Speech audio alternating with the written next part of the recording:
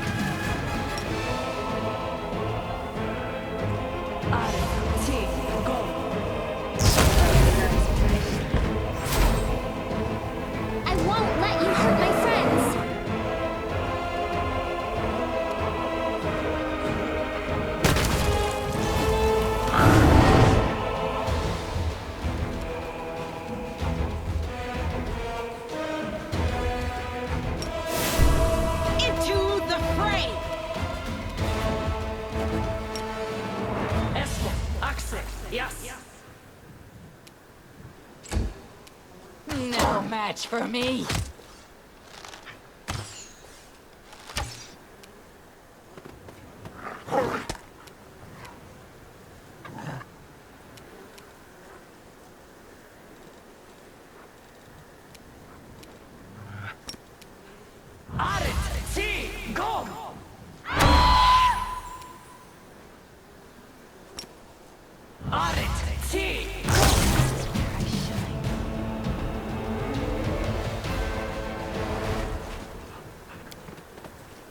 I'm glad I was useful to you. You again? You? Again. The Vrock points her sharp beak at you. You wrecked everything in the scar, and now here you are? Without your messing, Xanthar the Plagued One would have made the Vrock a great demon by now.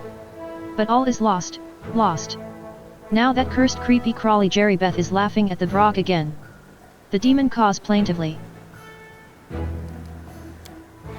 He has a special ritual for that. And crystals are the crux of it. Naknir, Nadri, the name is hard, the Vrock does not remember. But when you put the crystals in a demon, it makes them great right away.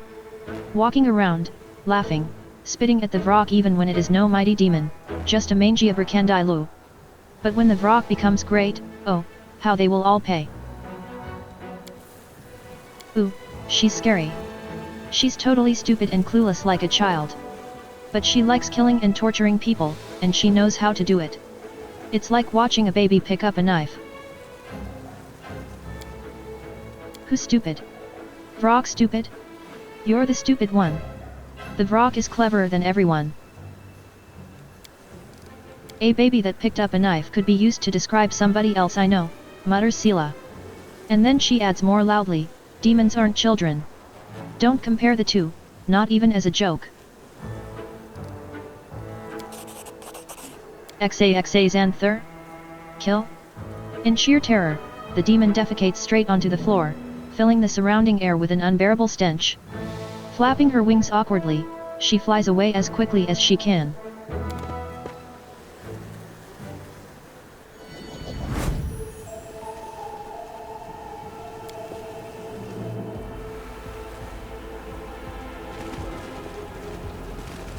Do not fear! Do not waver!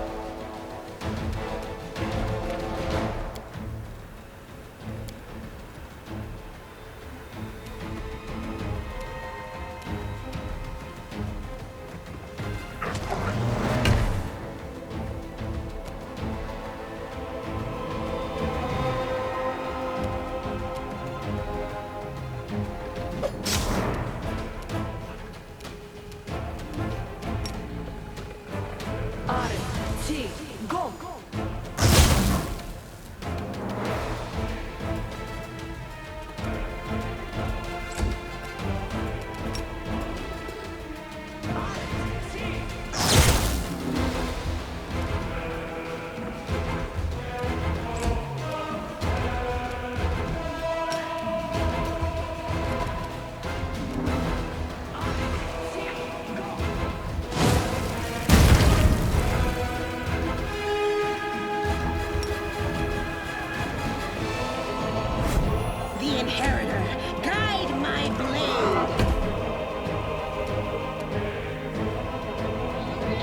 apart!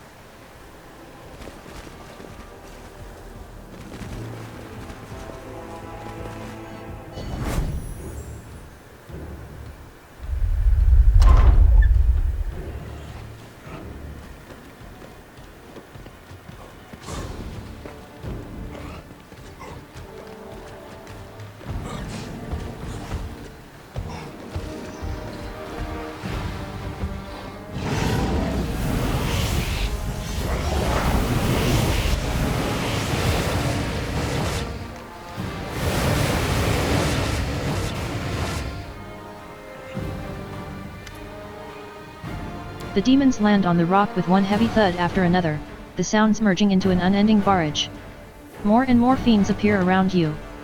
Many of them are twitching, convulsing, their heads rolling on their necks like they've been stunned. Their disgusting flesh bursts open before your eyes, and strange crystals grow from the wounds.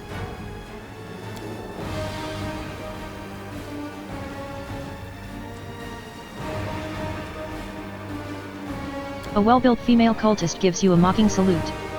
How goes it, Crusader? Don't you feel a little out of your depth here? While you were wandering around the Sanctum looking for the thing that makes the demons stronger, Xanther the Plagued One gathered up all the fiends he could and performed the ritual on all of them. He was in haste, and didn't take proper care, so a few of the demons died in the process. But it makes no difference. Even you with your power stand no chance against this army.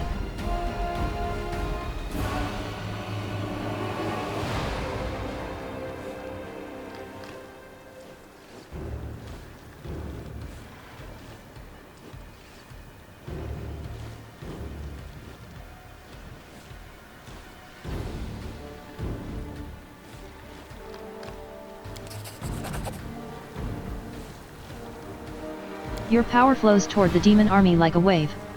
A couple of the lesser fiends near you start to howl, the crystals covering their hide break off and their burning gazes go out like snuffed candles.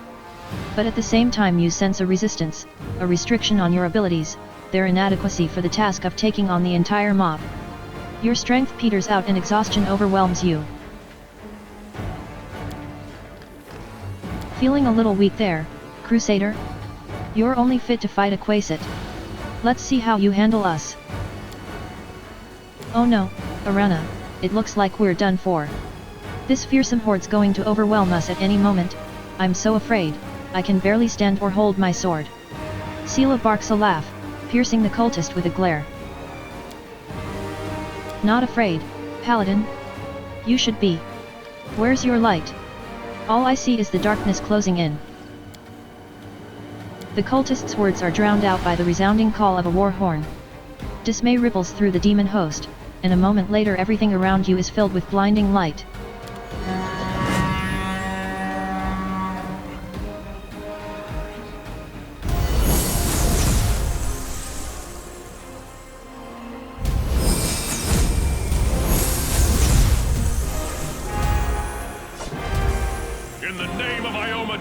I say to you fiends, flee, for you will find no mercy here.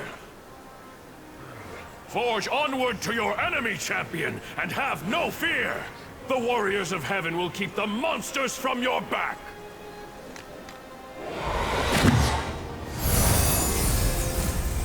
Tia, Morhash, Ana. Light and sword.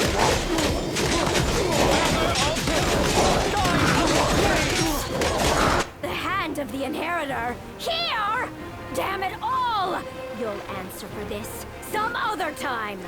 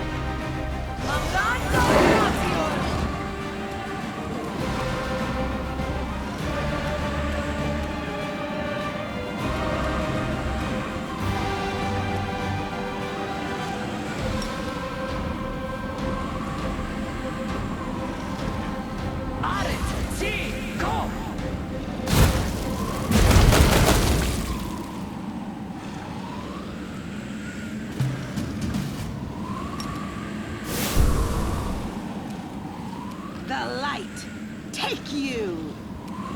Into the fray! Ha! Ha!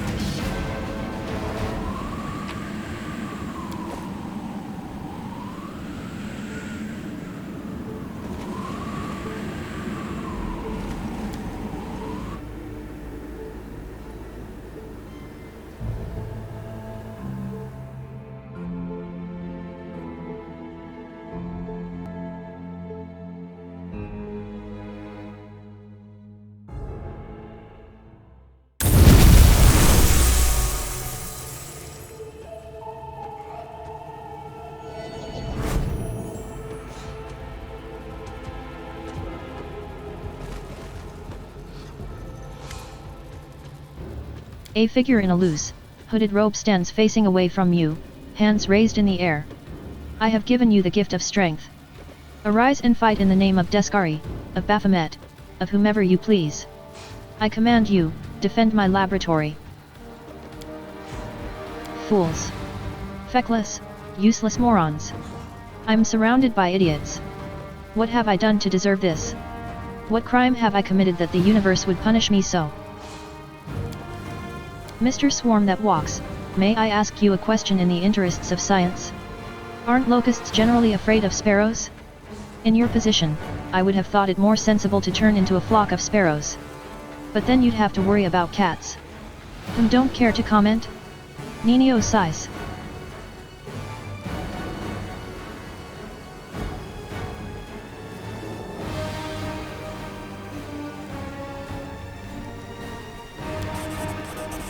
The figure in the hooded robe slowly turns around. Its face and hands are a writhing mass of locusts. If you listen closely, you can hear the rhythmic rasping of little feet and wings rubbing against each other. Your taunting words only serve to reveal your ignorance. Imbeciles swell the ranks of demons and crusaders alike. As commander of the crusade, you have crossed paths with such fools more than once, no doubt. Tell me, how do you stand them all? Xanther falls silent momentarily, during which time the rustling of the locusts under the cloak becomes even more prominent. You are all primitive apes, cavorting about the world wound in futile attempts to wipe each other out. Oh, how I loathe you all. I despise my idiot students who cannot even take a single step without an order from me. I despise demons, self-satisfied imbeciles who prefer to tear hunks of flesh from each other than carry out my instructions. I despise Deskari and Baphomet for forcing me to work with them. The chittering of the locusts grows louder, sounding threatening. I despise you, Vandal. You came into my laboratory, smashing up my specimens and interfering with my work. Away with you. Get out, now.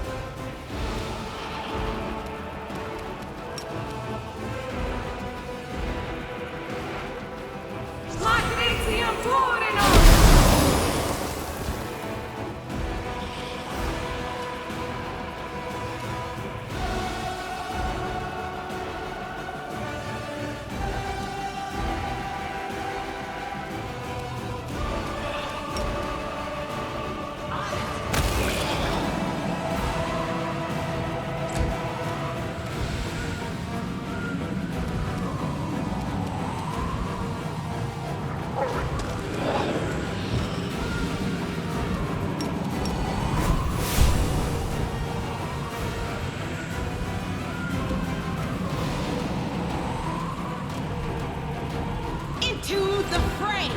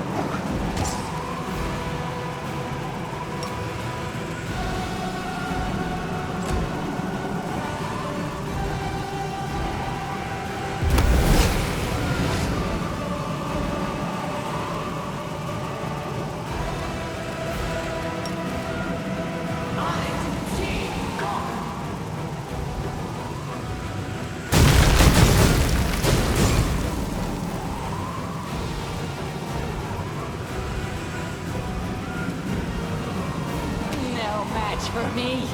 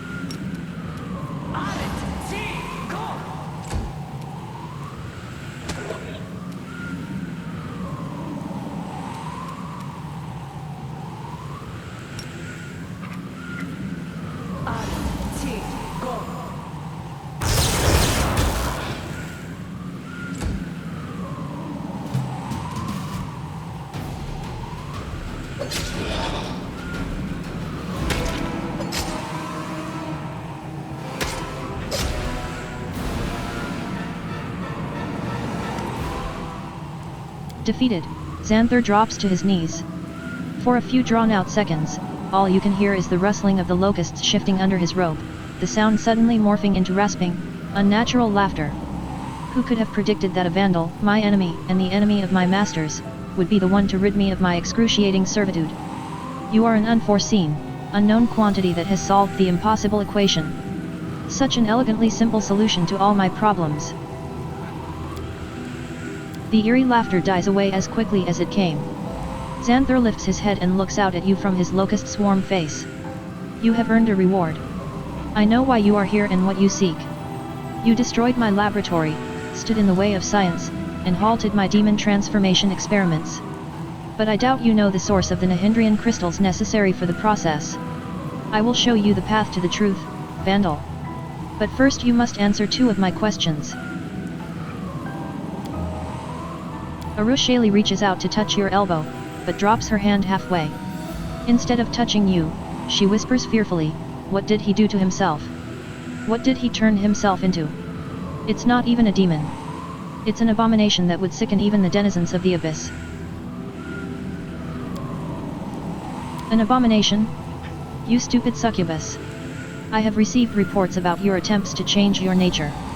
Do you think your experiments are any less disgusting than mine? Besides, we reject shame. In the world wound, everything is in constant flux, and it is glorious. Such a pity that it will not have a worthy chronicler, no matter what the outcome. The brainless mortals will scribble down some boring account that could apply to any war.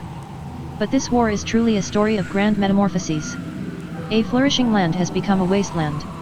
A mortal has become a swarm of insects. And a demon seeks to ingratiate herself with the crusaders and flirts with the commander like a besotted shepherdess. I'm not. I didn't. Arushali hides her face in utter humiliation.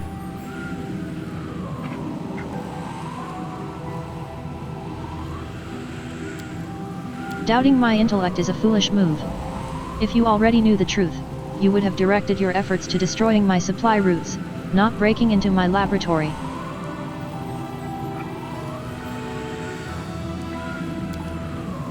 Because it's the logical thing to do.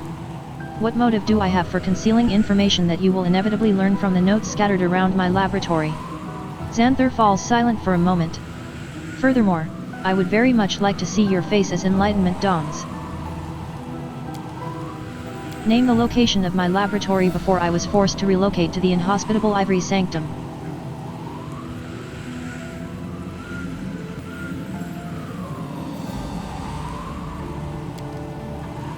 Correct.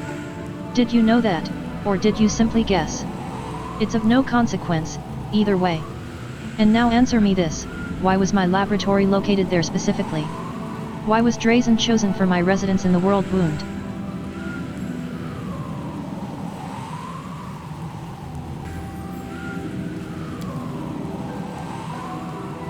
You are confusing cause and effect. A common fallacy. Come on then, answer. I trust that even your puny brain is capable of reaching the right answer.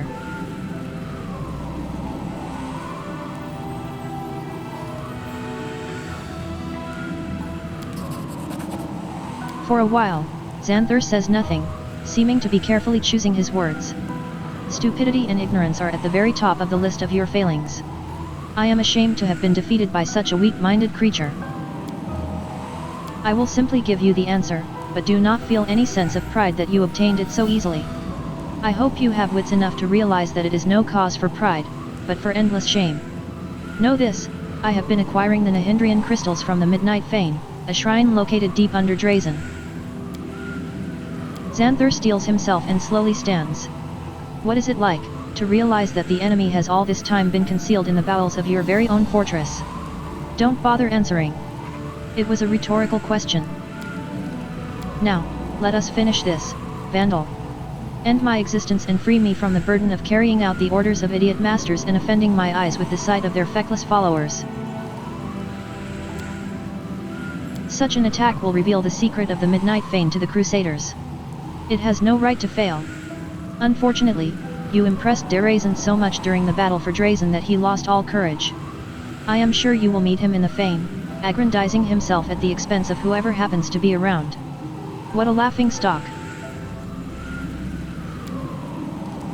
However, sooner or later he will certainly try to attack Drazen from the inside.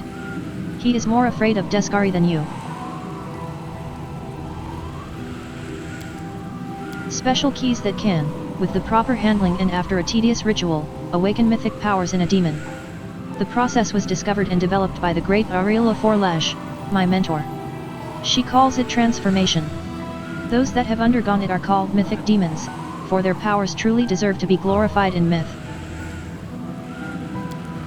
Your naivety is worth lingering in this world. A surprising, incomprehensible phenomenon. I regret that I will not be able to study it under laboratory conditions. Chittering laughter emerges from beneath Xanthar's hood. Deep below Drazen, where the power of the Sword of Valor cannot reach, there is a place where the abyss and the material plane meet. It is where Lady Aurielu opened one of her rifts, creating a direct route to the abyss. That is where the Nahindrian crystals are coming from. The rift leads to, I suppose I don't want to spoil the surprise, Vandal. You do so love surprises, after all. Why should I even answer your questions? Why stave off my final transition into blissful oblivion? Xanthar cocks his head to one side. I will answer you, but only out of my own curiosity. I want to see what intrigues a lowly creature such as yourself. Xanther makes a sound that is not unlike a sigh. I am a higher being. I surpassed my mortal shell, discarded it, transformed myself like a larva becoming a locust. My loyal service to the dark arts has not gone unrewarded. Lords Baphomet and Deskari both gave me their consideration. I earned respect on this side of the world wound, and the only person whose respect I have not won is my mentor, Arila Forlesh. That is all that is permissible for you to know.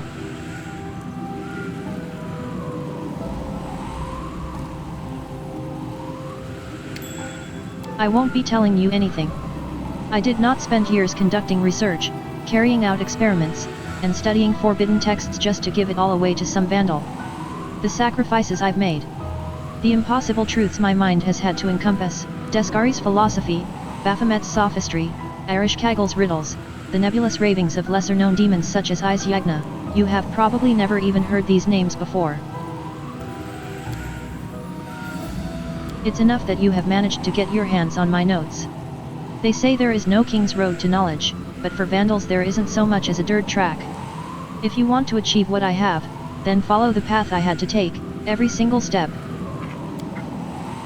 Sela frowns. What's with all the questions? We already know enough about this freak to destroy him once and for all. The best thing for everyone is if the knowledge of how he came to be like that dies with him. Do not ask him about this. There are paths of which it is best not to know. What this man has done is more frightening than anything I've seen, than anything I've done to others. I beg you, do not look into how Xanther Vang fell. This knowledge is a danger to your soul.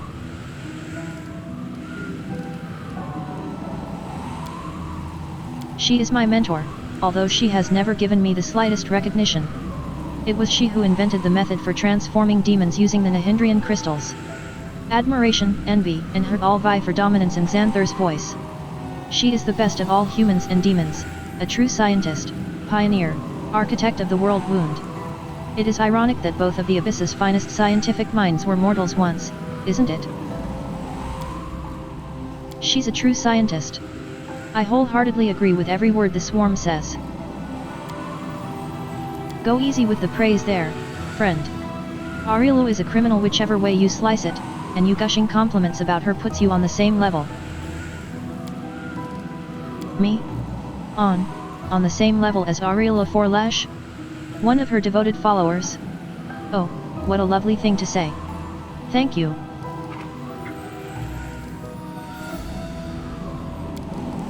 A troublesome gnat who thinks herself the queen of this dung heap.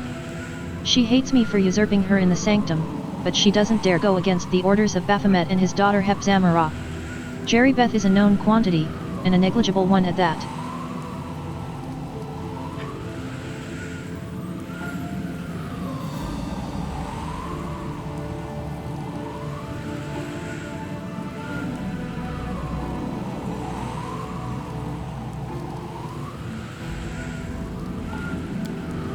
Have you seen my underlings? My so-called students? What, I ask you, can they hope to learn from me? Buffoons, that's what they are. A pathetic parody of scholarly devotion. They hear my words, but they do not understand them. Mindless fanatics and cultists. Idiots besieging me with their endless questions. Killing them is pointless, I cannot banish them or use them as test subjects, because as soon as one dies, two more sprout in their place. Xanther's voice is drowned out by the locust's furious churring. And the demons I am forced to work with? They are unable to fulfill even the simplest of instructions. All their tiny minds can think about is how to chew one another to pieces. Derazand, Minago, Jerrybeth, they all started plotting against me as soon as I took up my post. How am I to work under these conditions? I am surrounded by utter morons. My only ambition has been to study the sciences, to discover secret truths, but instead I have been obliged to manage a herd of brainless animals. I have found myself at a dead end. I cannot abandon everything and leave, I will only be exchanging life in this unbearable place for life among nameless ruins, constantly aware that my former masters could find me and exact retribution. I could hardly continue my work without my laboratory. Xanther grows quiet for a moment. You have given me a way out, Vandal. A place where only peace awaits me. Where I will have no students or masters. Death. I am tired. It is impossible to explain to someone who has not made the same exalted journey. Endless bliss, endless splendor, endless solitude. Among the lower creatures there is no one who can understand me now.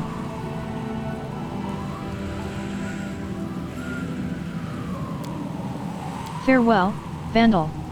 I would thank you if I hated you any less than my master. May Baphomet and Desgari burn, and may you burn with them.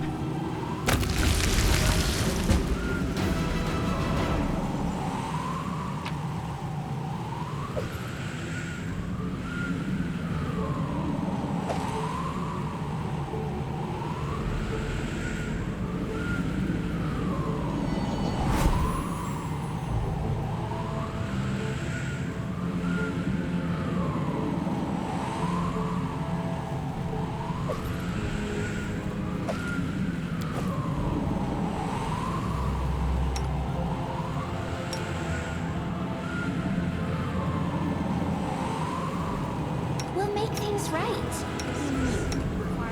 Good. Nice try. Didn't work though. Sod is restless. I wonder why.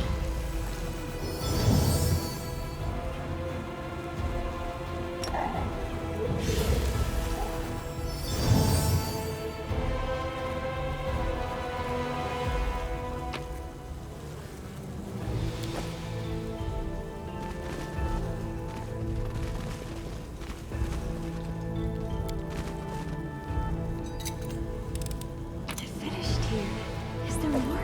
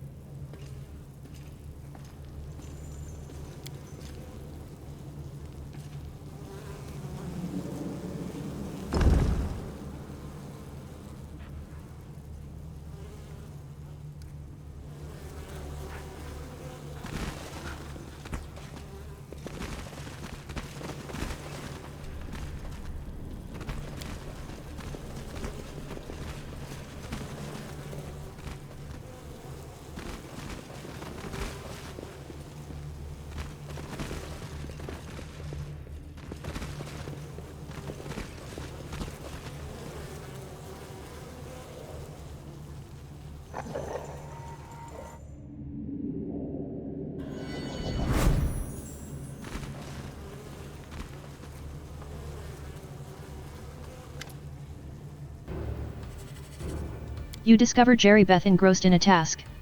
She is holding a locust between two delicate clawed fingers, one of the locusts that previously comprised Xanther Vang, and you watch as she slowly pushes a needle into its body. The demon observes the locust's convulsions with fascination. This will require a lot of work to preserve this beauty. See? Using another living being in one way or another, that is the highest form of compassion possible for us demons. To coexist with others we like and to take pleasure in it is simply beyond our capabilities.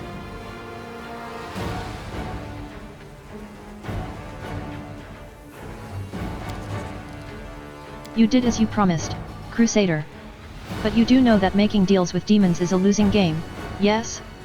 Lucky for you, I enjoy playing mortals so much that I will keep up the act and fulfill my part of the bargain. Ask me a question. I will answer.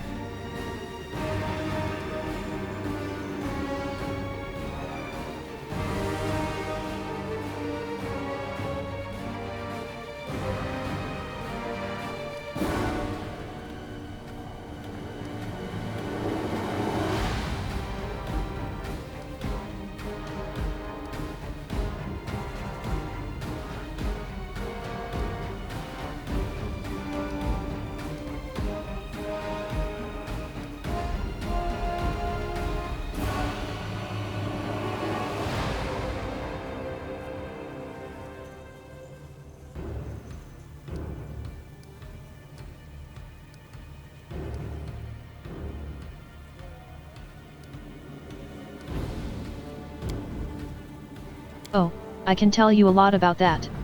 I've gone through the ritual myself. When I return to the abyss I will destroy the memory, that feeling of incredible helplessness and pain, horrifying pain. The crystal is not like an ordinary magic potion you may have encountered before, it changes a demon's very essence, their soul, if you like. It changes you entirely. But you're hardly interested in my trials and tribulations. Listen, the crystals are brought here directly from the abyss, from the Midnight Isles, the realm of Lady Nocticula, with her permission and approval. Hepzamara, the daughter of Lord Baphomet, oversees the shipments herself. Xanthar has always been in charge of the transformations, but he was not the one who devised the ritual or discovered the crystal's properties. The architect taught him that. She, Ariela Forlash, is unbearably arrogant. She thinks she has the right to push real demons around. So don't think that you've solved this problem for good. Sooner or later, Ariela will share the secret of the ritual with another. And demons more powerful than you will inundate the lands of the world wound once more. Sandra is a crafty and shrewd liar. She has a hideout, right under your nose, not far from Drazen. Search the temples of your good deities, search them carefully. One of them is larger than it looks.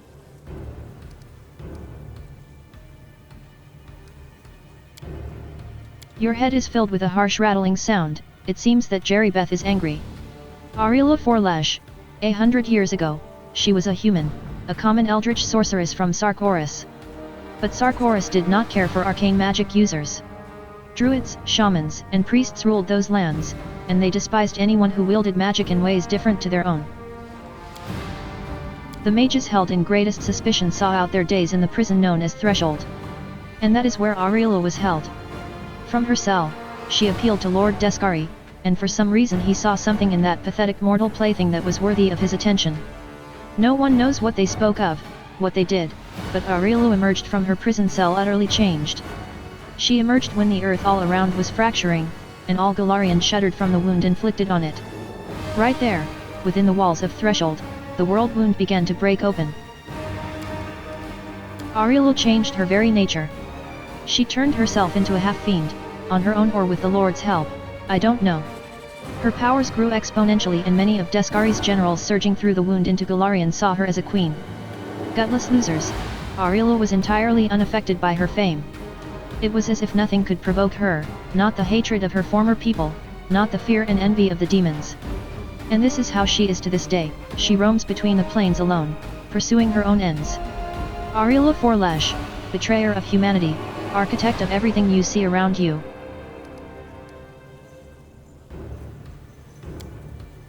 Lord Descari was the one who started the invasion. Ariela Forlash opened the world wound for him, and she expanded it for him.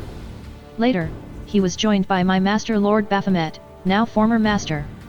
Few people know that Lady Nocticula has been helping them, from the shadows as is her wont. But commanding forces, battles, all that is beneath the notice of the Lords of the Abyss. Each of them has their archpriest. Descari has his echo, literally a lesser incarnation of Descari himself. Baphomet's forces are led by the ruthless Hepzamara, his daughter by blood.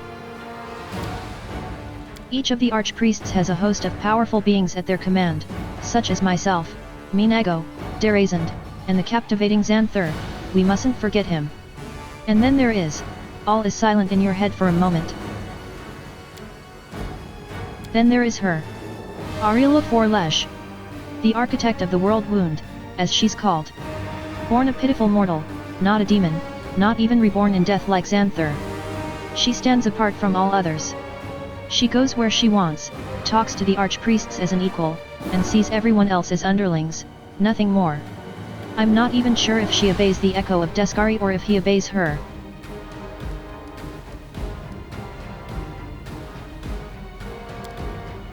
The Midnight Fane, of course.